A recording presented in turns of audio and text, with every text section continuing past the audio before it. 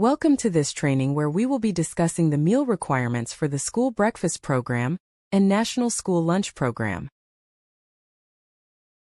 Our goal is that by completing this training you will be able to understand the signage and outreach requirements of the school nutrition programs. Next, identify the 5 food components that make up the meal pattern requirements of the school nutrition programs, which I will refer to as SNP. And finally, plan menus that meet the daily and weekly meal pattern requirements for the school breakfast program, which I will refer to as the SBP, and the National School Lunch Program, which I will refer to as the NSLP. Here is an overview of the topics we will cover in this training. First, we will learn about the foundation of the meal patterns as well as a few requirements pertaining to signage and outreach. Next, we will take a deep dive into each of the 5 food components that make up the meal patterns for the school nutrition programs. After learning about the components, we will learn about the meal patterns for the school breakfast program and national school lunch program, followed by an overview of the water requirements. And finally, we will wrap up with a call to action. Let's get started with an overview of the foundation of the breakfast and lunch meal patterns, followed by the signage and outreach requirements for the SNP.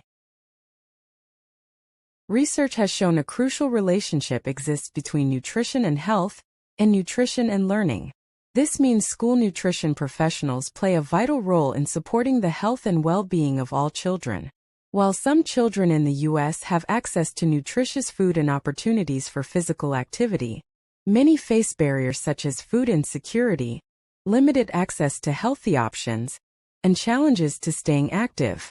The nutrition standards in the National School Lunch and School Breakfast programs help bridge those gaps and ensure every child has the opportunity to thrive by aligning school meals with the dietary guidelines for Americans. The goal of the school nutrition programs is to provide meals that meet the dietary needs of children while safeguarding their health.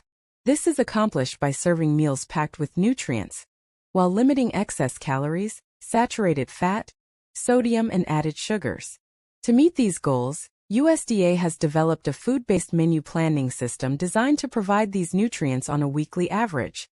Approximately 1/3 of the total daily calories and other key nutrients at lunch, and approximately 1/4 of the total daily calories and key nutrients at breakfast. If followed correctly, this system helps ensure your menus will meet the nutrition standards. Nutrient needs differ by age. Therefore, menu requirements have been established for the following grade groups: grades K through 5, grades 6 through 8, and grades 9 through 12. The requirements at lunch overlap for grades K through 5 and grades 6 through 8. This allows schools to use one meal pattern for students in grades K through 8. However, if a school has any students in grades 9 through 12, they are required to plan menus that meet the requirements specifically for grades 9 through 12 at lunch. If the school also has younger students, the menu planner can either choose to follow the meal patterns for grades K through 5 and 6 through 8, or they can choose to follow the K through 8 option for the younger students, along with the 9 through 12 pattern for the older students. Moving on to breakfast, the meal patterns overlap for all grades K through 12. This allows menu planners the option to plan one menu for all grade groups, but remember this is for breakfast only. Additionally, there is a pre-K meal pattern for those who are serving preschoolers and claiming their meals under the NSLP and SBP. If this applies to your operation, USDA has a helpful resource that provides details on serving school meals to preschoolers. The SBP and NSLP meal patterns include dietary specification requirements, which establish ranges or maximums for the following nutrients for each grade group: calories, sodium, saturated fat, and added sugars.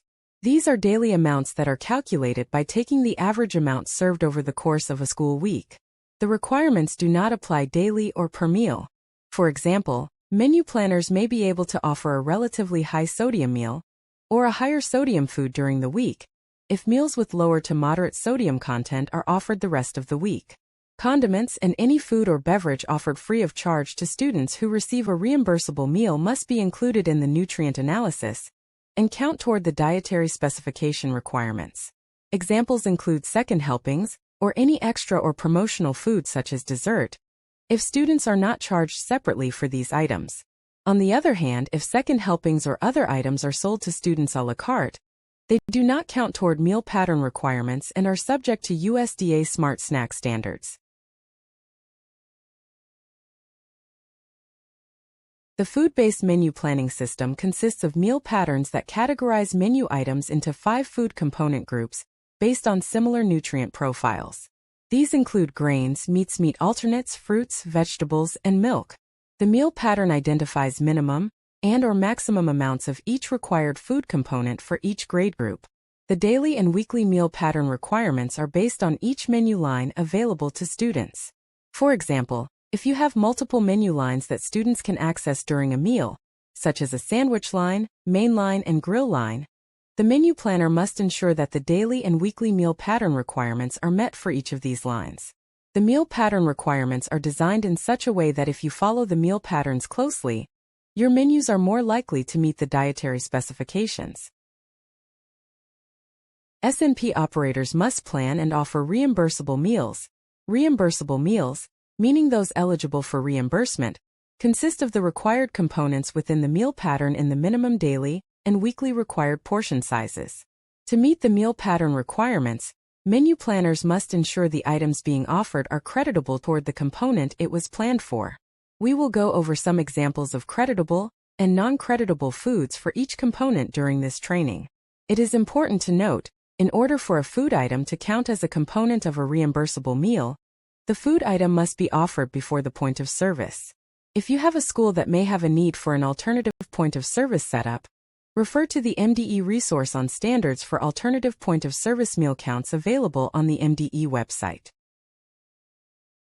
For both breakfast and lunch, signage must be posted at or near the start of the serving line to clearly communicate the planned menu to the participants.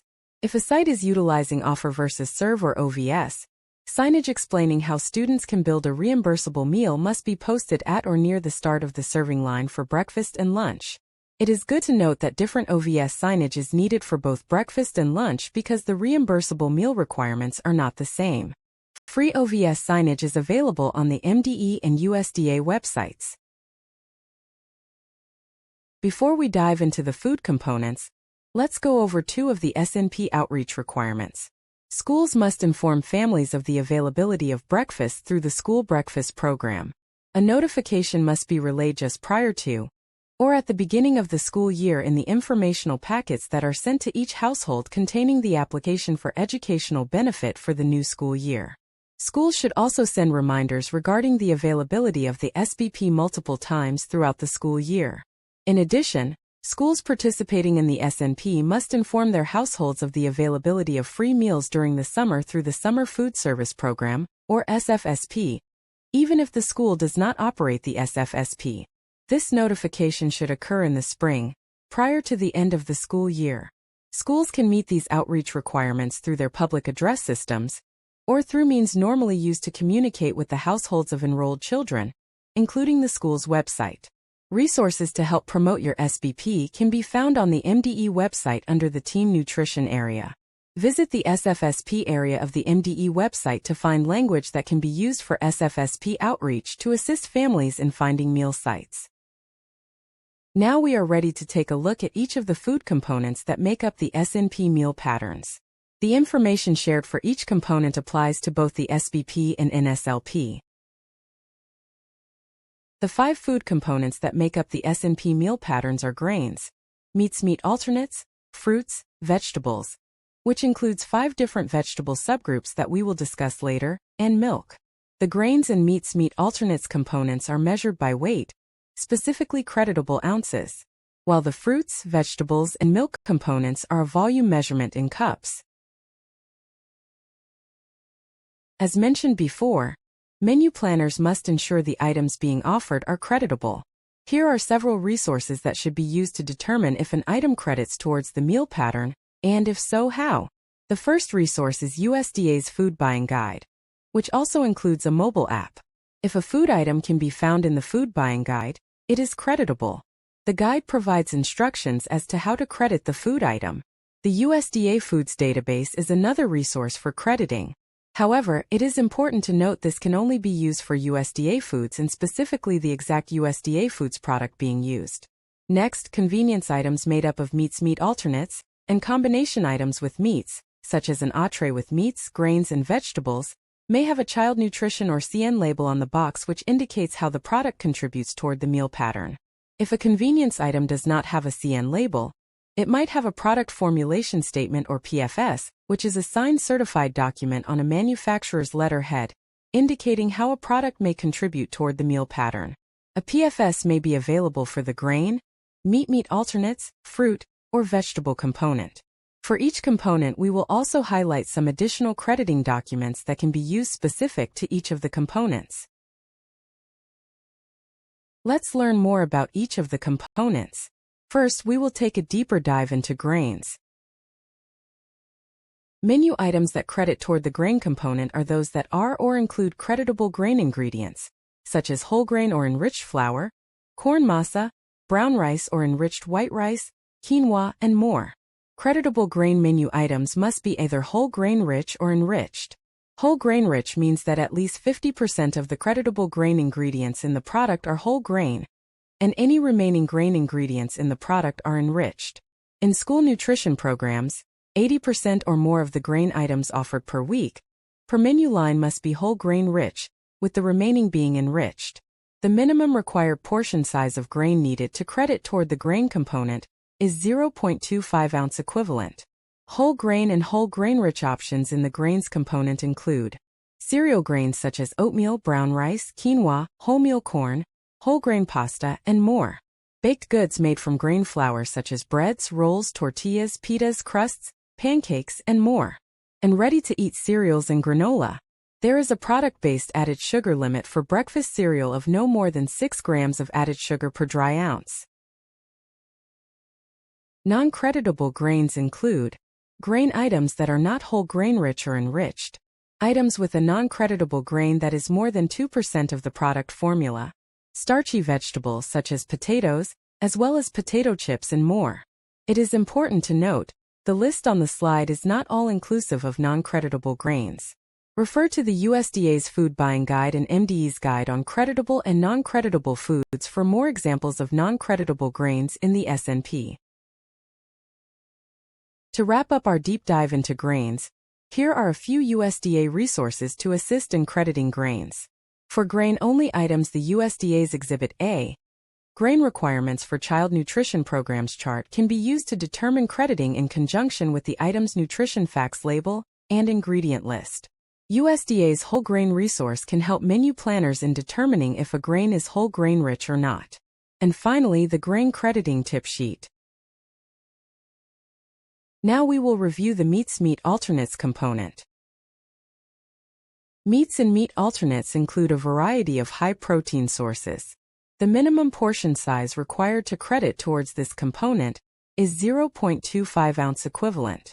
Creditable sources include meat, poultry, fish, cheese, whole eggs, and yogurt, which has a product-based added sugar limit of no more than 2 grams of added sugar per 1 ounce.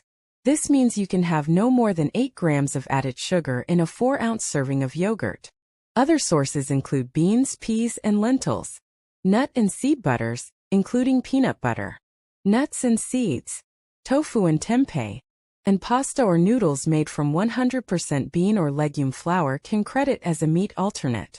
However, it must be served with an additional visible meat alternate of at least 0.25 ounce equivalent per serving. For example, 0.25 ounce equivalent of cheese sprinkled over the pasta. Some common non-creditable meats include cream cheese, pork bacon, powdered cheese like the type used in boxed macaroni and cheese products or imitation cheese. Please note this includes some types of cheese slices.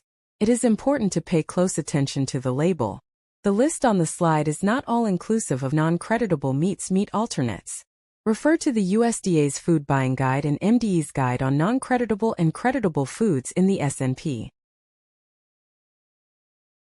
In addition to the crediting resources mentioned for all components, USDA's Meats Meat Alternates Crediting Tip Sheet is a helpful resource. Now let's move on to the fruit component. Fruits creditable in the school nutrition programs include fresh, frozen, dried, commercially canned if it is packed in water, full-strength juice or light syrup, and 100% full-strength juice. Examples of items that are not creditable include fruit snacks or fruit leather, freeze-dried fruits, juice that is not 100%, fruit that is commercially canned in heavy syrup, or fruit that was not commercially canned. Please note this list is not all-inclusive of non-creditable fruits. Refer to the USDA's Food Buying Guide and MDE's guide that goes over foods non-creditable and creditable in the S&P. A few notes on crediting fruit. The minimum portion size of fruit that must be served to credit is 1/8 cup. No more than half of the fruit offered over the week can be in the form of juice. If you offer smoothies at your school, the pureed fruit in the smoothie will credit as juice. Dried fruit credits as double the volume served. For example, a 1/4 cup of raisins would provide half a cup of fruit. In addition to the crediting resources mentioned for all components earlier, USDA's Fruit Crediting Tip Sheet is a helpful resource for crediting fruit. In addition, MDE has a couple of helpful resources on the website, including the Fruit and Vegetable Serving Guide. This assists menu planners in determining the portion of commonly served fruits and vegetables needed to credit as half a cup. For example, the resource shows that if you are serving individually wrapped packages of sliced, unpeeled, cored apples, the bags need to weigh at least 2 ounces in order to credit as half a cup of fruit. Another MDE resource is the Visual Portion Size Guide for fruit. This is a helpful tool for food service staff at the point of service who need to determine if the portion of fruit a student self-served meets the portion size requirements. Next up, let's learn more about the requirements for vegetables. Vegetables creditable in the S&P include fresh, frozen, commercially canned, full-strength vegetable juice, and pasta made of vegetable flour. A few examples of items that are not creditable toward the vegetable component include ketchup, relish, juice that is less than 100%, potato chips, non-commercially canned, and freeze-dried vegetables. The list on the slide is not all-inclusive of non-creditable vegetables. Refer to the USDA's Food Buying Guide and MDE's guide that goes over foods non-creditable and creditable in the S&P. Let's go over some important notes on crediting vegetables. 1/8 cup is the minimum portion size needed in order to credit toward the vegetable component. No more than half of the vegetables served over the week can be in the form of juice. An uncooked leafy greens credit for half of the volume served. This means that 1 cup of romaine or even iceberg credits as half a cup of vegetable. Menu planners can refer to USDA's Crediting Vegetables Tip Sheet, as well as MDE's resources like the MDE Fruit and Vegetable Serving Guide. Again, this helps operators to determine serving sizes. For example, if individually wrapped packages of baby carrots are being served, this guide tells us that the bag must weigh at least 2.48 ounces in order to credit as half a cup of vegetables. Like fruit, there is also a visual portion size guide for vegetables on the MDE website. Dietary guidelines indicate healthy eating patterns include a variety of vegetables from 5 different subgroups: dark green, red-orange, beans, peas, and lentils, starchy, and other. The vegetables found in these different groups are important sources of nutrients including dietary fiber, potassium, vitamins A, C, K and E, folate, and iron, to name a few. The 5 subgroups not only provide a variety of nutrients, but they also bring color and variety to weekly menus. We will talk about each subgroup in more detail during the lunch meal pattern portion of the training. Keep in mind that MDE has a resource that covers the subgroups, and you can also determine which subgroup a vegetable belongs to in the USDA's Food Buying Guide. The final component is milk. Creditable milk must be fluid and includes both flavored and non-flavored milk that is either fat-free, also known as skim, or low-fat, also known as 1%. Lactose-free or lactose-reduced varieties of these milk types are creditable as well. All varieties of milk offered must be pasteurized and meet state and local standards. Fluid milk substitutes that are nutritionally equivalent to fluid cow's milk may be provided to participants when supported by a written and signed request from their parent or guardian that includes the reason for the substitution. Refer to MDE's Special Diet Handbook for additional information. Some examples of products that do not credit toward the milk component include 2% or whole milk, flavored milk that exceeds the sugar limits, which we will cover in more detail, ice cream, yogurt or frozen yogurt, pudding, and dried or evaporated milk. Reminder, other dairy foods that are made from milk, such as yogurt and cheese, are in the meat alternates component. Again, the list on the slide is not all-inclusive of non-creditable milk. Refer to the USDA's Food Buying Guide and MDE's guide that goes over non-creditable and creditable foods in the SNP. In the SBP and NSLP, schools must offer at least 2 different allowable milk types, and at least one of them must be unflavored. There is a product-based added sugar limit for flavored milk, which is no more than 10 grams of added sugars per 8 fluid ounces. Additionally, it is important for SNP operators to be aware of the Minnesota state statute requiring school food authorities to provide lactose-free or lactose-reduced milk, if requested by a parent or guardian. This is milk that has had the lactose component removed or reduced. Like the other components, USDA has a milk crediting tip sheet available. In addition, MDE has a fluid milk substitute resource to assist operators in determining which fluid milk substitutes meet requirements. Again, for additional guidance on special diet requirements, refer to MDE's Special Diet Handbook. Now we will transition into the SBP and NSLP meal patterns. For each meal pattern, we will review the daily and weekly minimum requirements for each grade group. We will start by going through the school breakfast program meal pattern. Here is an overview of the SBP meal pattern. We will now go through each of the required components at breakfast. It is important that menu planners know they can meet the daily minimum component requirements with a single food item or multiple food items in smaller portions. The first component we will go over is grains and meat alternates. Schools may offer grains, meat alternates, or a combination of both to meet the minimum ounce equivalent requirements at breakfast. The daily minimum portion size requirement is 1 ounce for all grade groups. However, in order to achieve the weekly minimum amount for all grade groups, more than 1 ounce will need to be served on most days. Remember the meal pattern grade group flexibilities mentioned earlier? At breakfast, operators can choose to follow the K8 or K12 meal pattern. Menu planners select the appropriate grade grouping or groupings to meet the requirements of all students being served. For example, if a school serves a mix of grades K through 6 at breakfast, the K8 meal pattern should be followed to ensure requirements are met for all grades. Another example is when a school has grades 6 through 12. In this case, the menu planner should follow the K12 pattern for breakfast. The next required component at breakfast is fruits. Before we go over the portion requirements, it's important to note that schools are allowed to substitute vegetables in place of fruit at breakfast if certain requirements are met. Schools choosing to substitute vegetables for fruits once a week may offer any vegetable, such as a starchy vegetable like potato wedges. However, schools that choose to substitute vegetables for fruits more than once per week must offer vegetables from at least 2 different subgroups.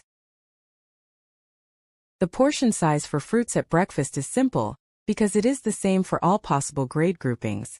All students in grades K through 12 must be offered 1 full cup of fruits, vegetables, or a combination of both each day for a total of 5 cups minimum of fruits and vegetables over the week.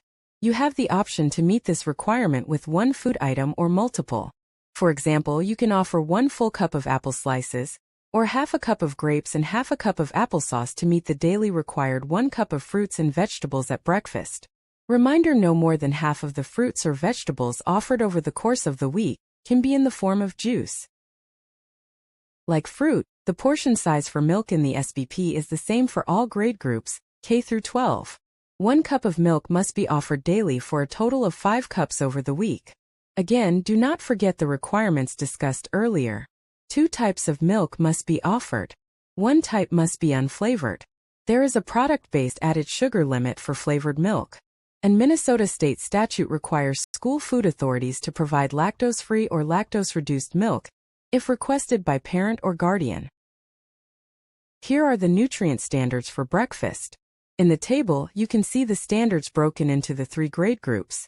The second table provides the nutrient standards when following the K-8 or K-12 option at breakfast. Using one of the combined grade groups can help simplify the menu. However, you can see on the table to the right, the calorie ranges for the combined grade groups are quite narrow, and the planner must meet the sodium limit for the youngest grade group. As mentioned earlier in the training, nutrient standards are daily amounts based on weekly 5-day averages. Let's do a recap of the product-based added sugar limits that have already been mentioned. They apply to both breakfast and lunch, but menu planners will need to be particularly aware of this requirement at breakfast, because cereal and yogurt are commonly served. Ready-to-eat breakfast cereals can have no more than 6 grams of added sugars per dry ounce. Yogurt can have no more than 2 grams of added sugar per 1 ounce, or no more than 8 grams of added sugar in a 4-ounce serving. And flavored milk must have no more than 10 grams of added sugar per 8 fluid ounces or 1 cup. To reduce added sugars found on the breakfast menu, menu planners can offer fewer items high in added sugars, and instead offer popular options such as eggs and breakfast sandwiches. USDA has 2 helpful resources to assist menu planners in meeting these requirements: reducing added sugars at school breakfast, and offering meats and meat alternates at school breakfast. Now that we've made it through the SBP meal pattern, let's move on to the National School Lunch Program meal pattern. Here is an overview of the NSLP meal pattern and the first page of MDE's lunch meal pattern resource. Let's go over each component requirement for lunch in more detail. Just like the SBP, grains are measured in ounce equivalents, and the minimum required to credit is 0.25 ounce equivalent. The daily minimum for grades K-5 and 6-8 is 1 ounce equivalent grain. However, in order to get to the weekly minimums for these grade groupings, more than 1 ounce will need to be offered on most days of the week. The weekly minimum for K-5 is 8 to 9, and for grades 6 to 8 it is 8 to 10 ounce equivalents. Here you can see the K-8 meal pattern option requires 8 to 9 ounces per week and 1 ounce daily. If you are serving any students in grades 9 through 12, they must be offered at least 2 ounce equivalents of grain each day for a total of 10 to 12 ounce equivalents over the week. Here is another reminder that 80% of the grains offered per menu line per week must be whole grain rich. There is a weekly grain-based dessert limit of 2 ounces per week at lunch. This includes sweet rolls, granola bars, sweet crackers like graham crackers, and more. To determine which items are considered grain-based desserts at lunch, operators can refer to the items identified in red on USDA's grain crediting chart. Moving on to meats meat alternates, which are measured in ounce equivalents. Here are the daily and weekly requirements for the 3 main grade groups. Like grains, the daily minimum is 1 ounce equivalents for grades K-5, grades 6-8, and if you are following the K-8 option. However, schools must offer more than 1 ounce minimum on most days in order to meet the weekly minimums, which are 8 to 10 ounce equivalents for grades K-5, and 9 to 10 ounce equivalents for grades 6 to 8, or if you are following the K-8 pattern. The daily requirement for grades 9 through 12 is 2 ounce equivalents for a total of 10 to 12 ounce equivalents required weekly. Fruit is our next component. Fruits are measured in cups. Each day, students in grades K-5, 6-8, or if you are following the K-8 meal pattern, must be offered at least half a cup of fruit at lunch, for a total of 2.5 cups minimum over the week. For grades 9 through 12, the daily minimum is 1 cup of fruit at lunch, for a total of 5 cups minimum over the week. Here are the daily and weekly minimum portion requirements for vegetables at lunch. Students in grades K-5 and 6-8, or if you are following the K-8 meal pattern, must be offered at least 3/4 cup of vegetables daily for a total of 3 3/4 cups over the week. While grades 9 through 12 must be offered 1 full cup of vegetables daily for a total of 5 cups weekly.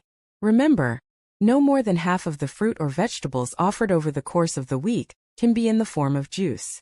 These are the general portion requirements for vegetables, but as previously mentioned, there are also weekly vegetable subgroup requirements, so let's learn more about those. Here is the second page of MDE's lunch meal pattern, which is a breakdown of the weekly vegetable subgroup requirements and some examples of vegetables that fall in each category. Next, we will identify some common examples in each category, but it is important to know that you can search for vegetables in USDA's Food Buying Guide if you are unsure which subgroup a vegetable belongs to. Common examples of vegetables in the dark green subgroup include broccoli, dark green leafy lettuce, kale, romaine, and spinach. This is a subgroup that has the same weekly minimum portion size requirement for all grade groups, which is half a cup. One thing to note for this subgroup, food service staff need to specify the type of lettuce being used on daily production records, or have a standardized recipe indicating what type of lettuce was used. Romaine or spinach by themselves credit toward the dark green vegetable subgroup, but if you are serving a lettuce blend that contains iceberg lettuce, it would credit toward the other vegetable subgroup unless documentation was on file, such as a product formulation statement to indicate how much of each type of lettuce is provided in the serving. Common examples of the red-orange subgroup include butternut squash, carrots, red peppers, sweet potatoes, tomatoes, and tomato sauce. At least 3/4 cup of red-orange vegetables must be offered weekly if a school is serving grades K5, 6 to 8, or if following the K through 8 option, while grades 9 through 12 must be offered a larger weekly minimum portion of 1 1/4 cups. Common examples of the beans, peas, and lentils subgroup include black beans, chickpeas, edamame, kidney beans, pinto beans, refried beans, and baked beans. The beans, peas, and lentils subgroup is another that has the same weekly minimum requirement, no matter what grade group you are planning for. It is half a cup. Beans, peas, and lentils may credit as a meat alternate or vegetable, but not as both for the same item at the same meal. Menu planners also have the option to count beans, peas, and lentils offered as a meat alternate at lunch toward the weekly beans, peas, and lentils vegetable subgroup requirement. Let's take a closer look at the two separate meal pattern requirements for vegetables, since this can be confusing. First, we have the daily and weekly minimum requirements of the overall vegetable component, as we have discussed, shown here on the left. For example, everyday students in grades 9 through 12 must be served at least 1 full cup of vegetables at lunch, for a total of 5 cups over the course of the week. And then we know from the weekly subgroups that we have to offer at least half a cup of vegetables from the beans, peas, and lentils subgroup for all grade groups over the week.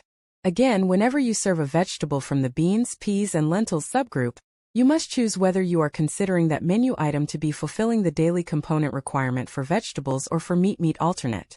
If you consider it the meat alternate for the day, it can count towards the weekly bean, pea, lentil vegetable subgroup requirement, but it cannot count towards the daily or weekly overall vegetable requirement.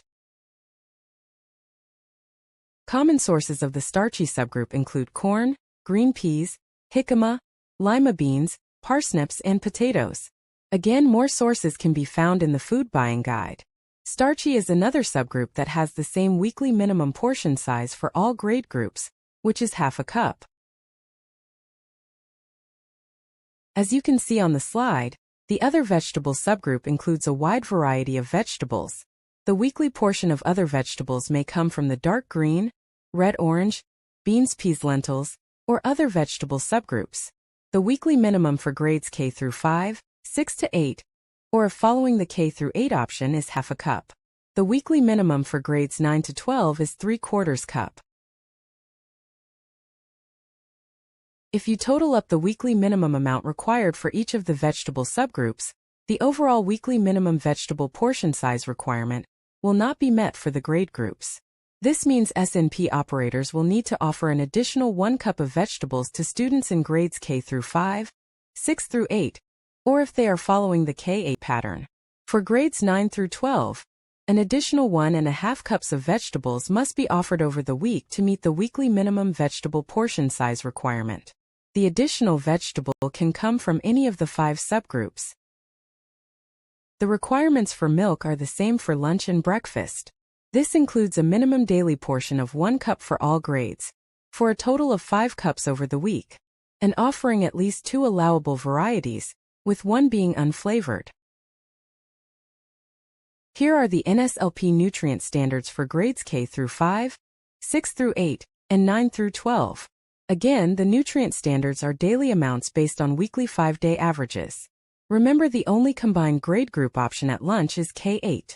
Like breakfast, if operators are following the K8 pattern, they must adhere to maximums for the lowest grade group, which would be a maximum of 650 calories, and no more than 1,110 milligrams of sodium.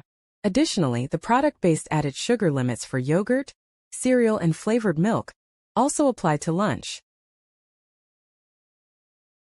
Now that we have learned about the specific meal pattern requirements for the SBP and NSLP, let's go over the water requirements.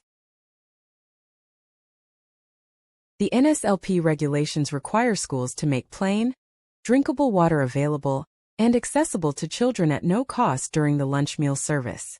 Similarly, regulations require schools to make water available and accessible at no cost during the meal service if breakfast is served in the cafeteria. The location of the water must be in the food service area or immediately adjacent to. Schools can offer water pitchers and cups on lunch tables, a water fountain, or a faucet that allows students to fill their own bottles or cups with drinking water. For example, if a school has a water fountain that is immediately outside the door to the food service area and accessible to all students during the lunch period, this could be considered sufficient. The water fountain must be operational and able to provide potable water to students in a reasonable time during their meal period. Commercially packaged water and drinkable water should not be made available on the serving line in any manner that interferes with or appears to substitute for the selection of components of the reimbursable meal, including low-fat or fat-free milk. Finally, the water cannot have any flavoring or additives such as fruit. Okay, that was a lot of information. Let's take a moment to recap what we covered in today's training, as well as review some next steps you can take to further your understanding and ensure you are compliant with the meal pattern requirements. First, visit the MDE and USDA's websites to view the resources we highlighted throughout this presentation for more in-depth information on the S&P requirements. Next, ensure required signage is posted in all meal service areas, and water is available to students as required. Third, ensure all menus offered are compliant by following the meal pattern requirements for the grade groups being served at the school. Fourth, make sure all the cereal, yogurt, and flavored milk variations offered to students at your schools meet the product-based added sugar limits. And finally, you will want to ensure that all food service staff are trained on the meal pattern requirements. The resources and a link to the knowledge check are available on the Minnesota Department of Education website. Once you complete the knowledge check, the certificate of completion will be available. Thank you for attending this training on meal requirements in the school nutrition programs.